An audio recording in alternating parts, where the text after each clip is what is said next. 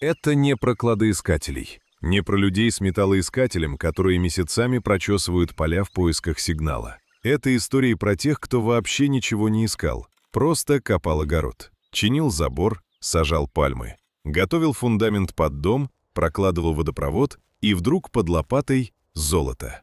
15 историй, 8 стран Азии, от Индии до Филиппин, от Китая до Камбоджи. Крестьяне, рыбаки, рабочие, обычные строители. Люди, которые однажды воткнули лопату в землю не там, где нужно. Или там, где нужно, как посмотреть.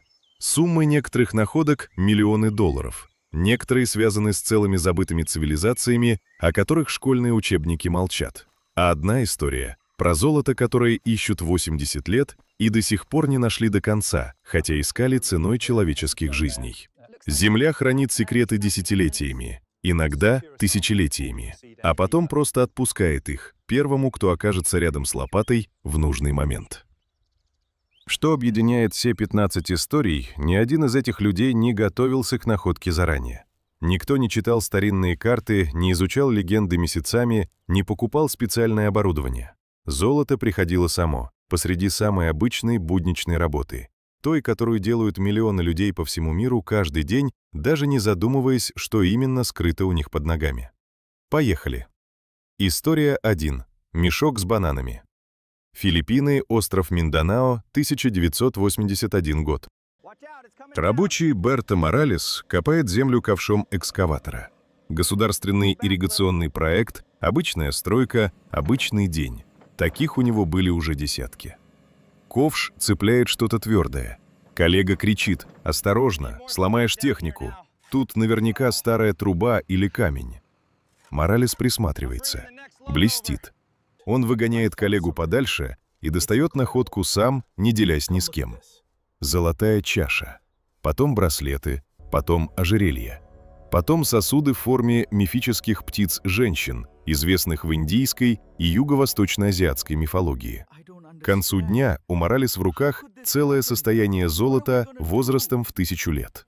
Он не понимает, что с этим делать. Идет домой, прячет находки в рисовый мешок, сверху забрасывает бананами. Так, на всякий случай, чтобы никто по дороге не заподозрил. Дома он не доверяет золото ни соседям, ни местным чиновникам. Относит его приходскому священнику. Верит служителю церкви больше, чем государству. Так на свет выходит сокровище Бутуан, золото исчезнувшей цивилизации, о которой историки до этого дня почти ничего не знали. Оказывается, на юге Филиппин за 500 лет до прихода испанских колонизаторов существовало богатое морское государство. Оно торговало с Китайской империей Сун, отправляло собственных послов ко двору императора, чеканило и обрабатывало золото на уровне мастерства, которого никто не ожидал от доколониальных Филиппин. В китайских дворцовых хрониках даже сохранилась запись о том, как посольство из Бутуана в 1011 году преподнесло императору золотую пластину с гравировкой. Сегодня коллекция сокровищ Бутуан – часть национального достояния страны, выставленная в музеях Манилы. Оценивают ее в несколько миллионов долларов. Но настоящая цена не в золоте.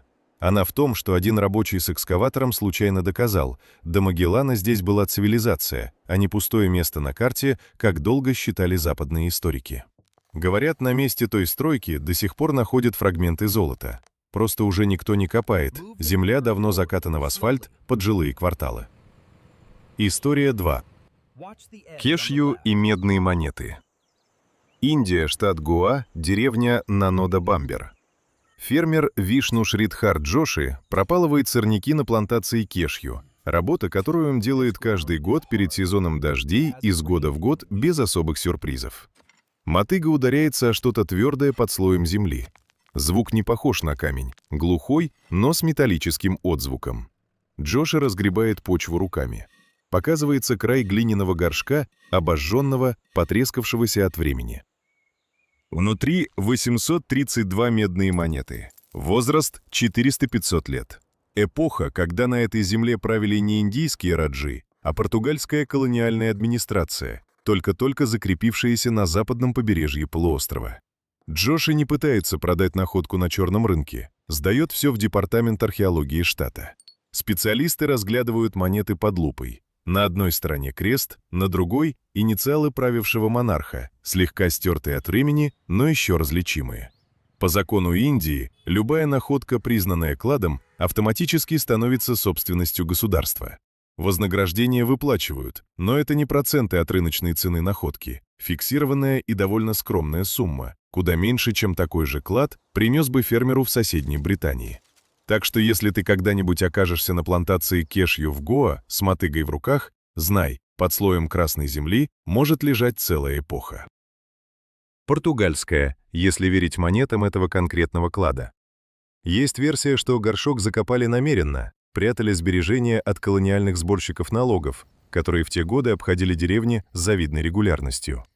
Хозяин, судя по всему, за деньгами так и не вернулся. Может, умер, может, забыл точное место. Двор фермы за 5 веков менялся не раз. Директор департамента археологии Гоа назвал находку настоящим сокровищем. Не столько по стоимости металла, сколько по научной ценности. Медные монеты изучают не изолированно, а вместе с записями старых торговых книг того периода. Они помогают восстановить, как именно шла торговля между португальскими колонистами и местным индийским населением, какие товары обменивались на какие суммы и насколько глубоко колониальная монета проникла в повседневную жизнь простой деревни, далекой от главных портовых городов. Соседи Джоши после этой истории стали куда внимательнее относиться к собственным огородам. Местные жители рассказывают, что после публикации новости в региональных СМИ сразу несколько человек обратились в департамент с находками, которые пылились у них дома годами. Фермеры просто не знали, что старые монеты, найденные еще дедами, тоже нужно официально регистрировать. История 3. Трактор, который вспахал сокровища. Таиланд, провинция Пхатхалунг, май. Землевладелец Вит Хапсаэмк готовит участок под новую плантацию масличных пальм. Трактор идет ровными бороздами, переворачивая пласты жирной, влажной от недавних дождей земли. Из-под плуга вылетает что-то желтое, тускло-блестящее. Тхапсаэнк останавливает трактор, поднимает предмет, тяжелый неровный кусок металла, везет к местному ювелиру. Ювелир бледнеет, взвешивает на глаз, потом на весах, чистое золото. Дальше хаос. Новость разлетается по соседним деревням за одну ночь, быстрее, чем успевают приехать сотрудники местной администрации. На следующий день на участке Тхапсаенга уже не трактор, а толпа с лопатами. Сотни человек. Люди копают землю голыми руками, ищут золотые пластины, браслеты, фигурки животных. Кто-то находит золото весом почти в килограмм и продает местным перекупщикам буквально на месте за долю от настоящей рыночной цены, лишь бы не связываться с властями. Департамент изящных искусств Таиланда прибывает, когда основную часть уже растащили по домам. Тем не менее, специалисты успевают датировать находку. Золото пролежало в земле около 800 лет со времен могущественной морской империи Шривиджая, которая контролировала торговые пути между Индией и Китаем, простираясь от Суматры до Южного Таиланда. По одной из версий, золото везли на лодке по древнему каналу, который когда-то проходил через территорию нынешней плантации, и лодка затонула вместе с грузом во время шторма. По другой версии, куда более прозаичной, золото предназначалось для покрытия купола буддийской пагоды в соседнем городе, а обоз с драгоценным металлом просто не дошел до места назначения. То ли ограбили, то ли застали врасплох стихией. Государство официально объявило: золото – собственность нации, но нашедшим положена компенсация в несколько раз выше рыночной стоимости самого металла. Многие на этот жест так и не откликнулись, предпочли тихо продать находку контрабандистам и промолчать, лишь бы не делиться и не оформлять документы. История получила неожиданное продолжение через несколько лет, когда неподалеку, уже на берегу другой реки в этой же провинции, снова начали находить золотые кольца и монеты. На этот раз официально, с участием археологов и с металлоискателями в руках специалистов, а не стихийной толпы. Ученые до сих пор спорят, было ли это отдельное скопление ценностей или продолжение того же самого древнего торгового маршрута Шривиджаи, растянувшегося на десятки километров вдоль побережья. История 4. 460 килограммов под будущим домом. Китай, провинция Шэньси, окрестности города Симпин. Фермер по фамилии Джан строит новый дом для растущей семьи. Готовит траншею под фундамент, Самая обычная рутинная часть стройки.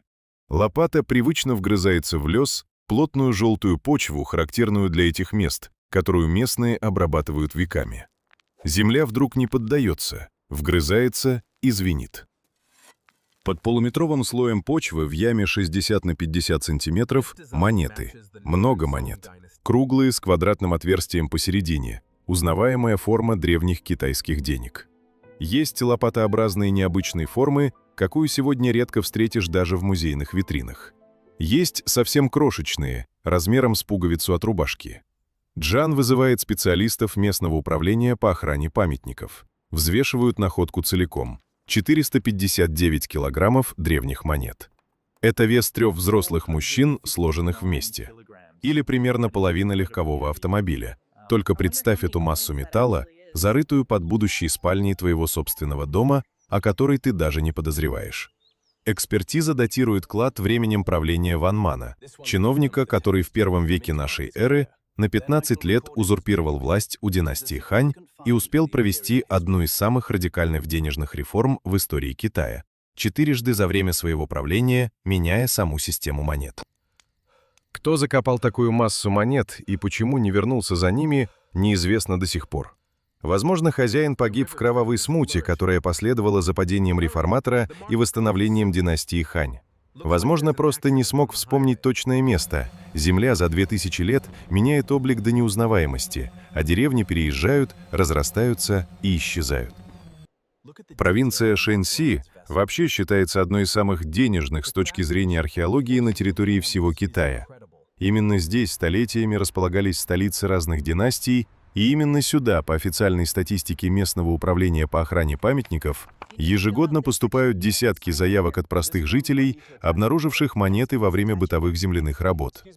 Находка фермера Джана просто стала самой заметной и самой тяжелой по весу за последние годы. Большинство остальных случаев ограничивается горстью другой монет, а не полутонной клада.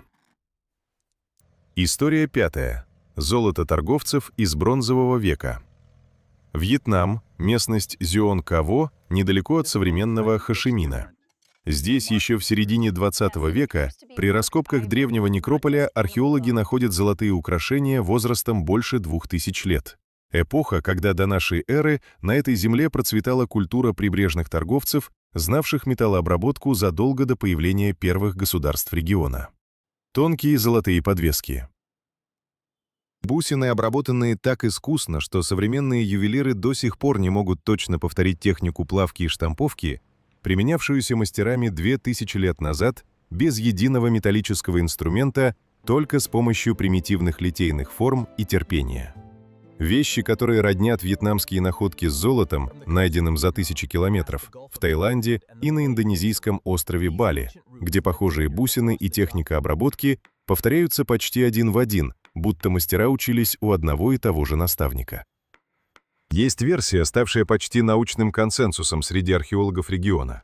Уже в первые века до нашей эры эти 3 точки на карте связывала одна морская торговая сеть, задолго до того, как здесь появились первые государства в привычном понимании. Купцы возили золото и технологии его обработки по морю на утлых суденышках, останавливаясь в портах, которые сегодня обычные вьетнамские, тайские и индонезийские деревни, ничем не примечательные на первый взгляд. После окончания войны во Вьетнаме в стране осталось множество металлоискателей, брошенных отступавшими военными частями. Местные фермеры массово переквалифицировались в кладоискателей, простой способ подработать в разрушенной войной экономике. И по сей день продолжают находить в земле монеты и украшения, которые для науки бесценны, а для черного рынка просто товар на вес. Ученые признают, значительная часть вьетнамского золота бронзового века уже потеряна для истории именно из-за этой практики. Найденное украшение слишком часто отправляется прямиком к скупщику металла, минуя музей и минуя любую научную фиксацию контекста находки, где именно лежало, рядом с чем, на какой глубине. А ведь именно контекст, а не сам металл, чаще всего рассказывает археологам самую интересную часть истории. Последние годы вьетнамские власти пытаются переломить ситуацию. Вводят программы, по которым нашедшему официально выплачивают вознаграждение, сопоставимое с рыночной стоимостью находки. Лишь бы предметы попадали в музеи, а не растворялись в частных коллекциях без следа. История 6. Золото под храмом Шивы. Индия, штат Тамил-Наду, город Тируччираппалли. Строители расчищают заброшенный участок земли рядом со знаменитым храмом Джамбукишварар, святыней, посвященной богу Шиве, расположенной на острове, где река Кавери разделяется на два рукава, образуя место, которое индуисты считают особенно священным. Планы простые – разбить на этом месте небольшой сад для паломников, которые каждый год приезжают сюда тысячами. Лопаты натыкаются на глиняные сосуды, зарытые на удивление неглубоко. Внутри сотни золотых монет. Возраст больше 1000 лет. Эпоха могущественной династии Чола, которая когда-то контролировала торговлю от Южной Индии до Юго-Восточной Азии и даже отправляла флот с завоевательными походами далеко за море, вплоть до островов нынешней Индонезии. Тайна в том, что никто из историков не понимает, зачем клад оказался именно здесь, рядом со стенами шиваистского святилища, но не внутри его собственных стен, где обычно хранили храмовую казну. Была ли это казна самого храма, спрятанная во время какой-то опасности? Подношение состоятельного паломника, которое так и не передали жрецам? Тайник смотрителя, который прятал деньги от сборщиков налогов правящей династии? Монеты передают на изучение экспертам, которые пока не спешат с окончательными выводами. Открытым остается главный вопрос: а сколько еще таких сосудов может лежать под землей священного острова, куда каждый год приходят миллионы паломников, и которые никто и никогда полностью не раскопает, потому что это действующее святилище, а не архивная зона? Династия Чола, чьей эпохой датируют монеты, оставила по себе одну из самых узнаваемых страниц индийской истории. Именно при ее правителях были построены гигантские каменные храмы юга Индии, а торговые флотилии доходили до островов современной Индонезии и Малайзии. Найденный клад – не разрозненные монеты, а часть той самой экономики, которая финансировала морские экспедиции и строительство святилищ, поражающих масштабом даже сегодня, спустя 1000 лет. Местные жители восприняли находку неоднозначно. Одни радовались вниманию к храму, другие опасались, что теперь земля вокруг святыни превратится в стихийную площадку для несанкционированных раскопок охотников за удачей. История 7. Серебро с восходящим солнцем. Мьянма – бассейн реки Иравади. Здесь, в районе древнего города Халин, археологи находят серебряные монеты возрастом больше 1600 лет. На одной стороне солнце с 12 лучами, окруженное 27 маленькими кружочками. На другой – древний индийский символ, знак благополучия, известный еще с ведических времен. Монеты чеканили царство народа Пью, государства, о которых сегодня знают в основном только специалисты по древней истории Юго-Восточной Азии, но которые 1500 лет назад были важным звеном большой торговой сети. Но самое интересное не сами монеты, а то, где их находят. Такие же диски с восходящим солнцем обнаруживают в Таиланде, в дельте Меконга в Камбодже, на Малайском полуострове, на территории протяженностью в 1000 километров от современного Бангладеш до самого Вьетнама. Ученые недавно сравнили два экземпляра, один найден в Бангладеш, другой во Вьетнаме, за 1600 километров друг от друга, и провели детальные исследования самих штампов, которыми чеканили монеты. Выяснилось, оба экземпляра отчеканены одним и тем же штампом до мельчайших деталей рисунка. Это значит, что 1500 лет назад через всю Юго-Восточную Азию уже работала единая система обмена, задолго до появления привычных государственных границ и задолго до того, как европейцы вообще узнали об этом регионе.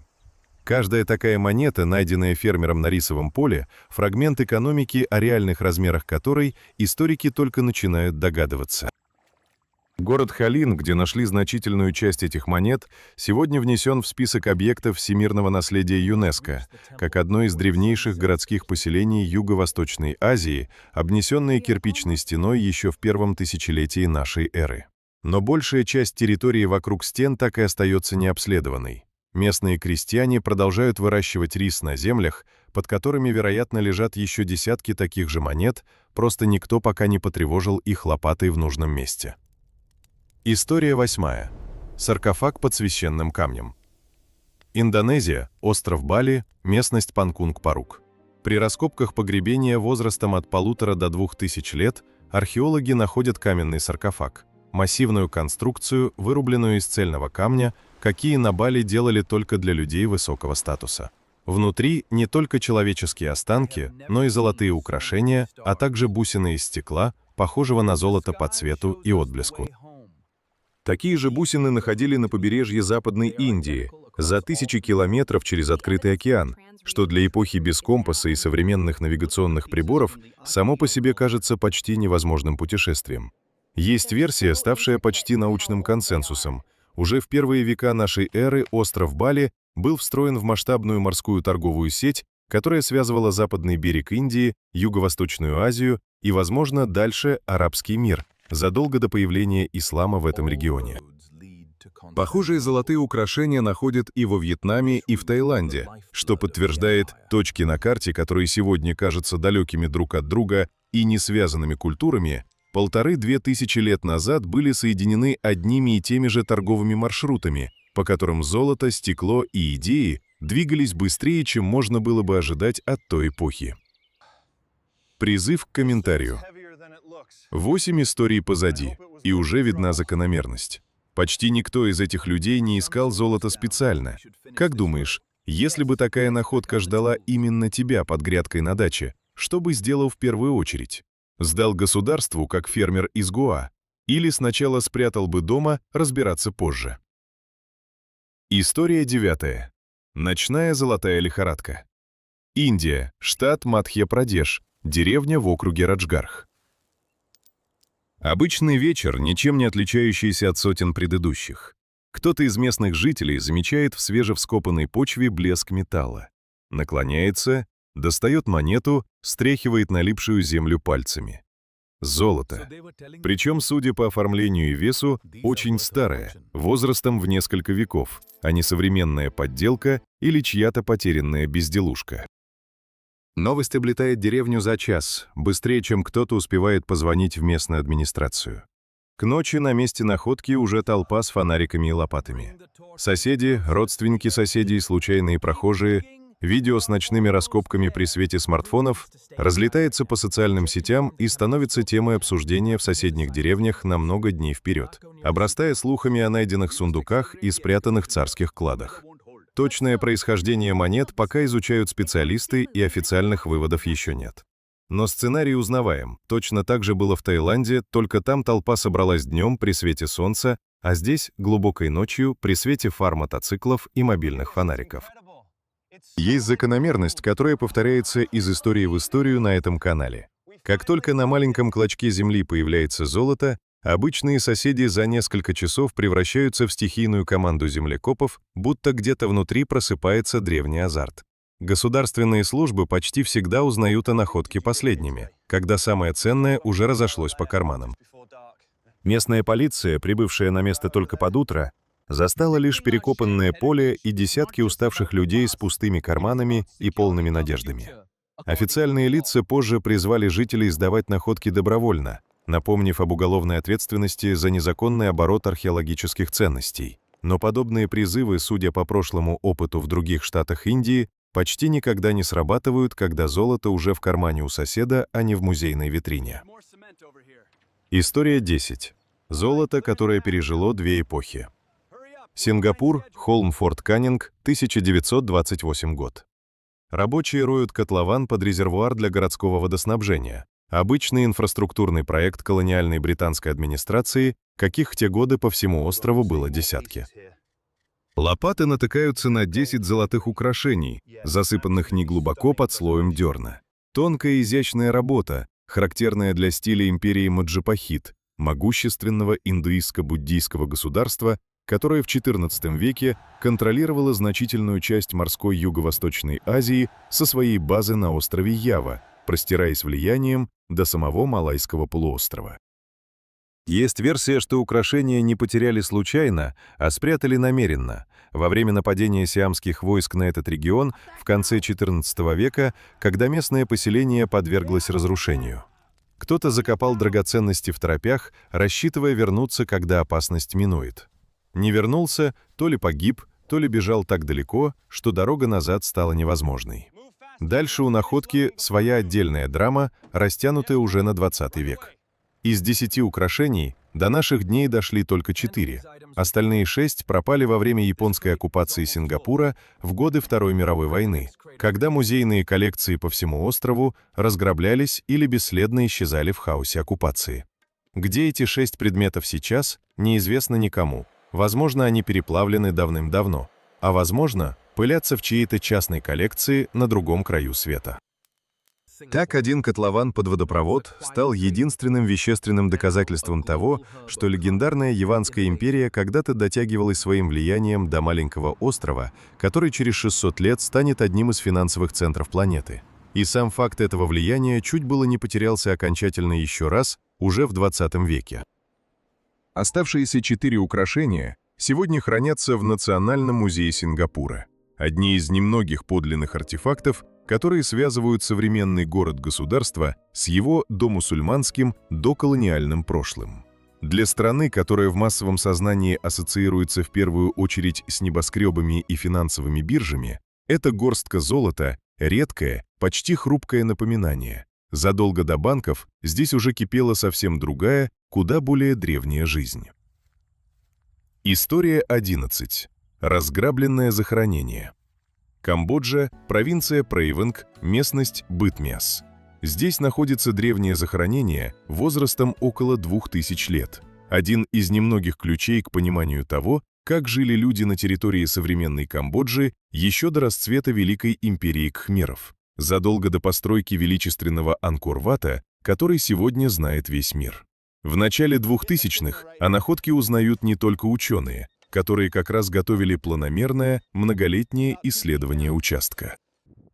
Организованные группы охотников за древностями обчищают захоронение почти полностью. За считанные месяцы, работая по ночам с металлоискателями и лопатами, опережая любые официальные разрешения на раскопки.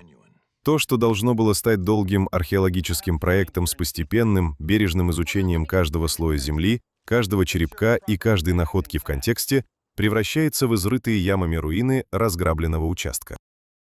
Золотые украшения, которые могли годами изучать в лабораториях, устанавливая точные датировки, торговые связи и социальный статус погребенных, вместо этого расходятся по частным коллекциям через нелегальные каналы и, по всей видимости, навсегда теряются для науки, оседая где-то в закрытых собраниях без права публикации.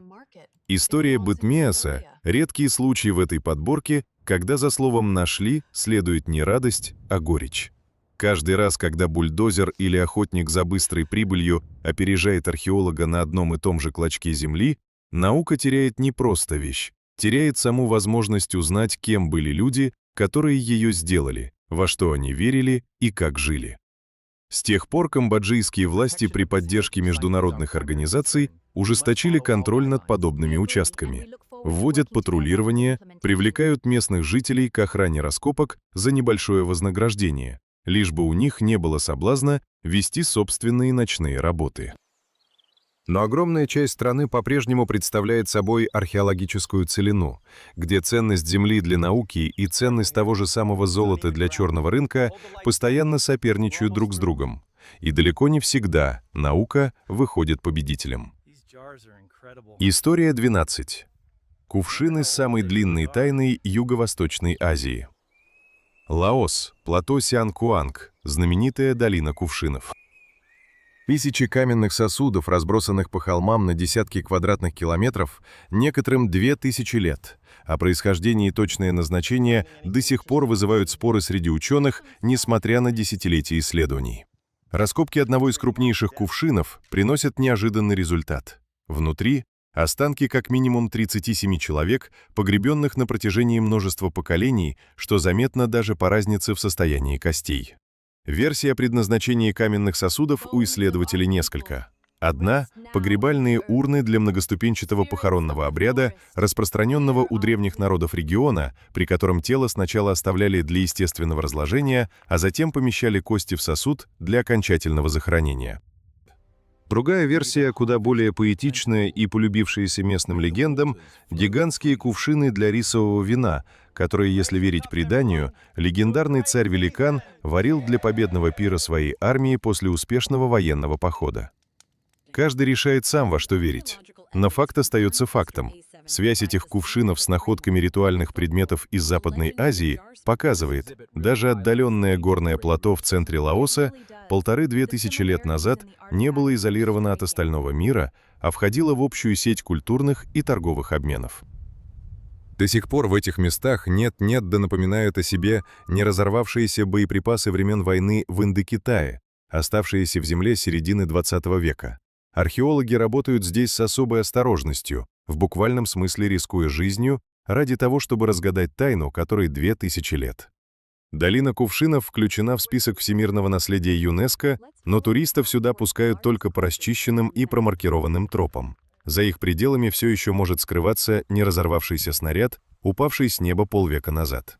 Получается странный, почти символический контраст. Одна и та же земля хранит одновременно 2000-летнюю загадку древней культуры и совсем недавнюю, куда более мрачную память об одной из самых разрушительных бомбардировок в истории человечества. История 13. Легенда, которая стоит миллиарды. Филиппины. Финал Второй мировой войны. По легенде, которая живет уже 80 лет и обрастает новыми подробностями с каждым десятилетием, японская императорская армия свезла на Филиппины награбленное золото со всей оккупированной Юго-Восточной Азии.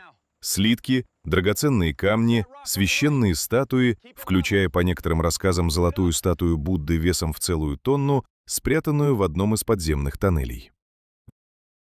Верхняя оценка стоимости этого клада, если он вообще существует в описанном виде и в заявленных масштабах, эквивалент нескольких десятков миллиардов долларов в сегодняшних деньгах. Для сравнения, это стоимость примерно 200 современных пассажирских авиалайнеров, выстроенных крыло к крылу.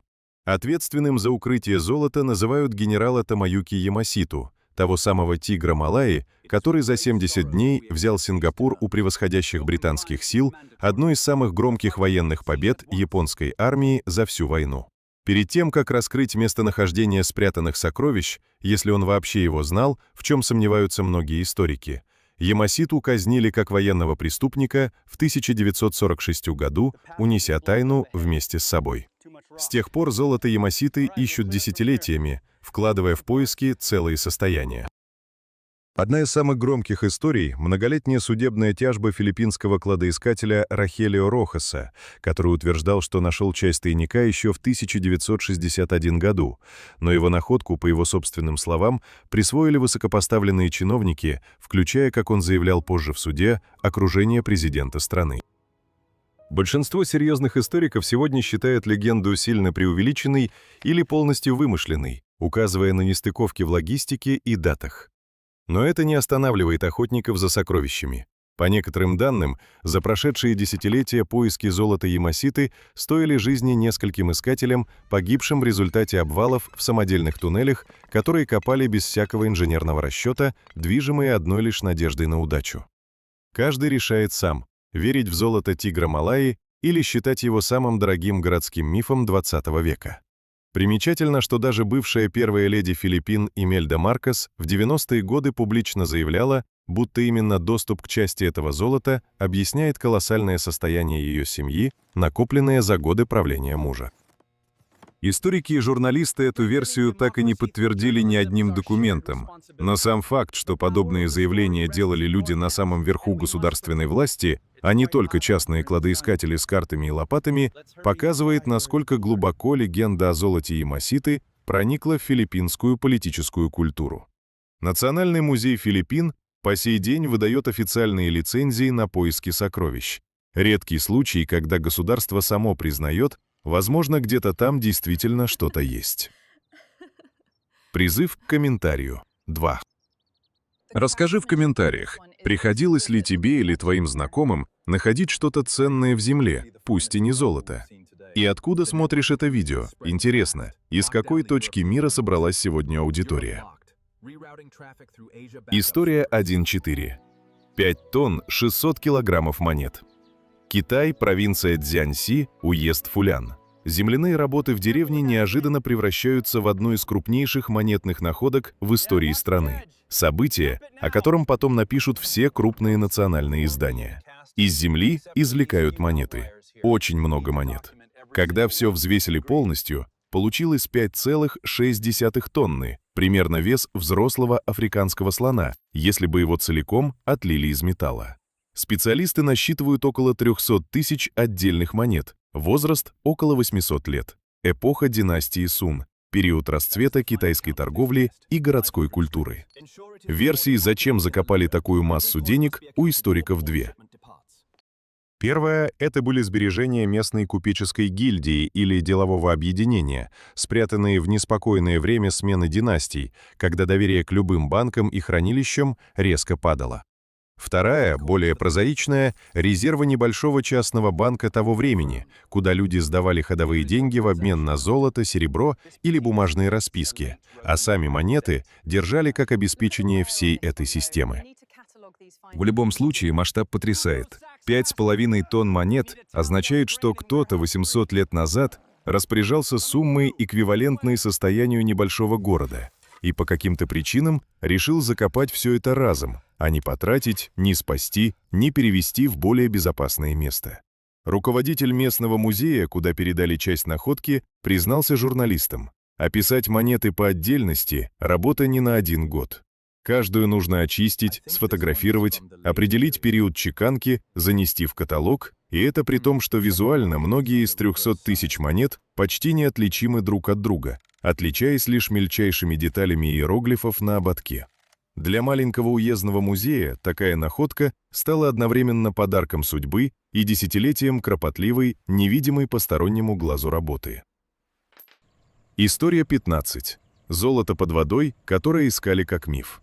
Китай, провинция Сычуань, река Миньцзян, окрестности города Мэйшань. Столетиями в этих краях жила легенда о полководце по прозвищу «Желтый тигр», который в середине 17 века, отступая после разгромного поражения в ходе крестьянского восстания, утопил в реке несметные сокровища, чтобы они не достались наступающим войскам противника. Ученые веками считали историю красивым фольклором, из тех, что рассказывают детям у костра, не более того. Реальность оказалась куда масштабнее любой легенды. В 2005 году местный фермер по фамилии Ян случайно находит в реке слиток серебра во время обычной рыбалки. Дальше по деревне поползли слухи. Кто-то якобы ходит на рыбалку по ночам и возвращается с гораздо большим уловом, чем рыба, пряча добычу в мешках из-под корма. Бедные семьи начали покупать новые автомобили и строить дома, что резко бросалось в глаза соседям. Полиция забеспокоилась, когда на месте стали замечать людей с аквалангами уже не только по ночам, но и средь бела дня. К 2016 году власти проводят настоящую спецоперацию. Расследуют сеть нелегальной торговли артефактами, задерживают десятки человек в нескольких провинциях, изымают культурных ценностей на сумму, эквивалентную 45 миллионам долларов. Дальше в дело вступают уже официальные археологи. Реку временно осушают дамбами по всему периметру предполагаемого участка. Дно исследуют методично, квадрат за квадратом, как настоящий полигон. За 2 сезона раскопок со дна поднимают свыше 42 тысяч предметов. Золотые и серебряные монеты, оружие, украшения, слитки в форме звериных копыт, которые когда-то символизировали власть и достаток их владельца. Легенда, которую называли выдумкой, оказалась почти документальной хроникой одного дня трехвековой давности. Река Миньцзян хранила крупнейшее золотое дно материкового Китая. И хранила его так надежно, что даже самые упорные ночные ловцы за 10 лет смогли достать лишь малую часть настоящего сокровища. Сегодня часть находок выставлена в специально построенном музее прямо на берегу реки. Редкий случай, когда место легенды и место экспозиции совпадают буквально до метра. Туристы могут стоять на том же берегу, где местный фермер когда-то поднял из воды первый слиток, и смотреть на витрины с 42 тысячами предметов, ставших живым доказательством того, что не каждая легенда о несметных сокровищах — просто красивая сказка для детей у костра. 15 историй, 8 стран, и во всех один и тот же сюжет. Земля молчит десятилетиями, а иногда и тысячелетиями. А потом кто-то просто выходит вскопать грядку, и все меняется за один день. От медных монет в саду Кешью до 5 тонн серебра на дне китайской реки. Разброс огромный, но чувство, которое испытывает человек в момент находки, судя по всему, одно и то же в любой точке Азии. Смесь недоверия собственным глазам и понимания, что дальше жизнь пойдет немного иначе. Спасибо, что досмотрел до конца. На канале есть и другие истории про сокровища. Затонувшие, спрятанные, забытые. Заходи, если интересна эта тема. Подписывайся, чтобы не пропустить следующие находки.